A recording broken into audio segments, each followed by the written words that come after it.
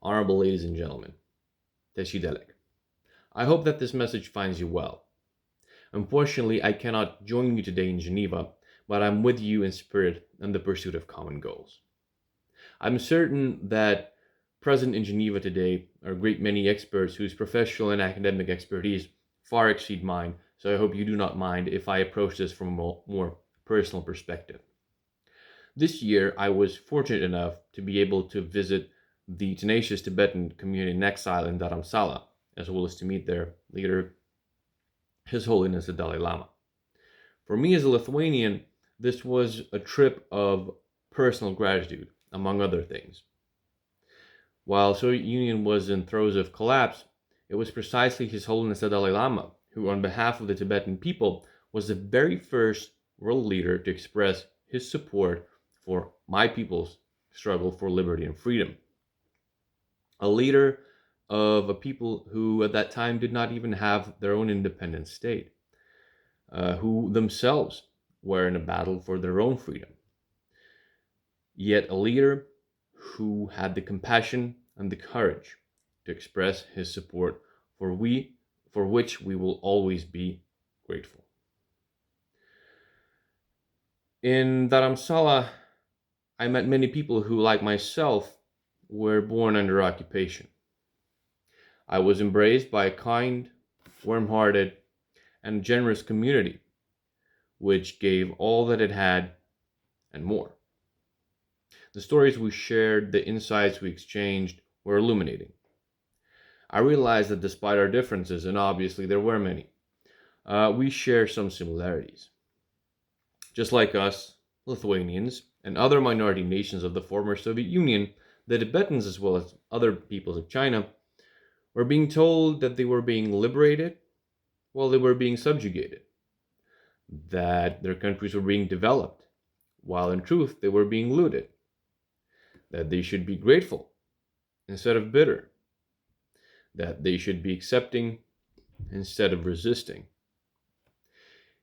It was rather ironic to see that the embattled Tibetan community in Dharamsala had much more appreciation for democracy, freedom, human rights than China, which still to this day claims that it is liberating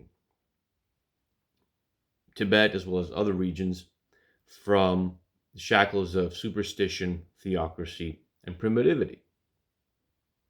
The name of truth is Tibet.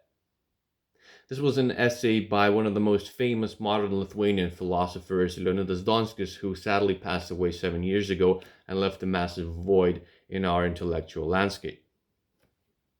So what is that truth? The truth is that the Tibetans, they're not an ethnic minority. They are a nation. They are a people. The truth, among other things, is that Tibet is not an autonomous region. It is a state, it is a country that decides to have the right to choose its path for itself.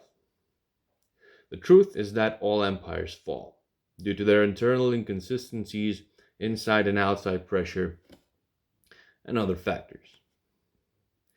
In my closing remarks in one of my speeches in Dharamsala, I encourage the Tibetan community there to think of itself as a soil and the actions of individuals as seeds which will sprout and which will grow into full democracy for Tibet and other regions of China.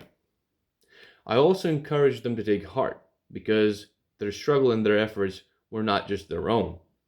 They were being observed and supported by a great many friends in the West and all around the world. And this event is proof that that was not mere talk. Ladies and gentlemen, the Tibetans, as well as other oppressed peoples of China, are doing their part. More than that, I believe. We must make sure that we do ours. The battle may seem an uphill one, and honestly, sometimes it is. But if I, as well as some of my colleagues from the former Soviet Union, the former empire of evil, could stand there in Dharamsala and address the Tibetans and everyone there as free citizens, then justice is attainable. I wish you all fruitful discussions and best of luck in the upcoming days. Thank you.